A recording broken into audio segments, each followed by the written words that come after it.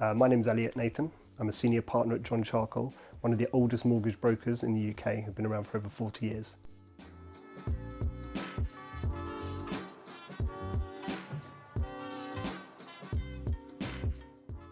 So lenders would lend anywhere between 4.5 to 5.5 times income salary. But within those sort of calculations, there are algorithms which calculate how much you can actually borrow. So that 5.5 times income may actually be reduced to 5 times income. Now, what's important within those algorithms that the lenders have, which is all computerized, is that they build in the official national statistics of cost of living. So if the interest rates and your water and your electricity are increasing, that will be built into the affordability calculator. And how much you can borrow will be calculated. A mortgage broker can tell you how much you can borrow by taking your income and what your outgoings are in terms of any personal loans, credit cards, student loans, or any car finance. And those are the important factors to take in when looking at affordability. So you have Experian or Equifax, which are the two main credit reports providers. But your credit score, if it's perfect, which is 999, it actually doesn't mean whether you can take a mortgage or not, because the lenders don't look at your credit score as to how much you can borrow. What they're looking at when they do their electronic checks, and they'll go into Equifax and Experian, is that they'll look at what debts you have in the background. That's what they're looking at really, just how much you can borrow, and making sure you haven't missed any of those payments. What's very important if you take any credit cards or any loans out is to make sure and check your credit report to see if you've had any missed or late payments in the past 12 or 24 months, because that then could affect the ability of getting a mortgage, not how much you can borrow, just the ability. If there is a low credit score with first-time buyers, it's because maybe they're not on the electoral roll at home, or they haven't got any debts at all. So a common question also is, should I take out a credit card just to build up my credit rating? And that can help, but it doesn't mean that you necessarily have to do that. We have borrowers who have been living with their families for 10, 15 years who have got no credit really in the background at all, and they have no problem in getting a mortgage. And also when we have borrowers who are coming from overseas, who have been here for less than 6 months, again with no footprint in the UK really, they don't have a problem getting a mortgage. And what's important to understand is that if you do any credit checks with a lender, is to make sure it's one who leaves a soft footprint on your credit file. That means that it's not having an effect on your credit rating at all.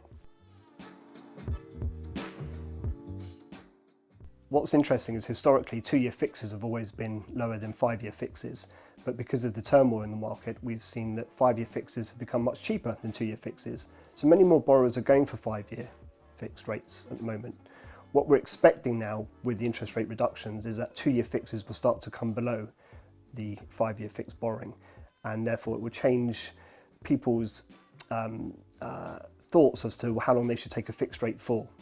When seeking mortgage advice, that's a very important question is to ask as to how long we think you're going to live in a property for, because that could determine as the length of the fixed rate you can get.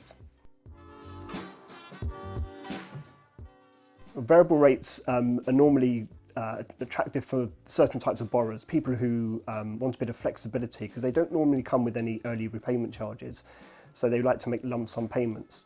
In a volatile market, to have the advice of taking a variable rate would be quite risky because of interest rate and bank base rates increasing. However, they've been priced so much more cheaper than fixed rates at the moment, so there's a 2% gap between a variable rate and a fixed rate. So the question is, do you think interest rates are going to increase by more than 2% in the next couple of years? And if not, then maybe taking a variable rate would be good, especially if bank base starts to reduce next year.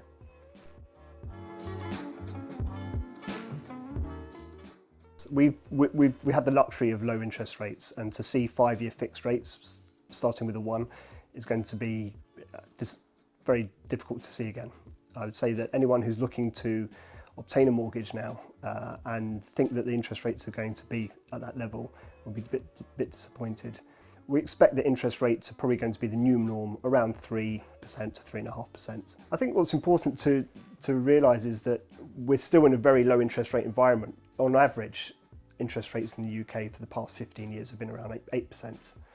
So we're now at 5-6%, and so it's still relatively very low. And I think we've peaked in terms of the fixed rates, as we can see they're coming down, as I've mentioned before, and the bank base is probably most likely to level out, and we expect reductions in that next summer onwards.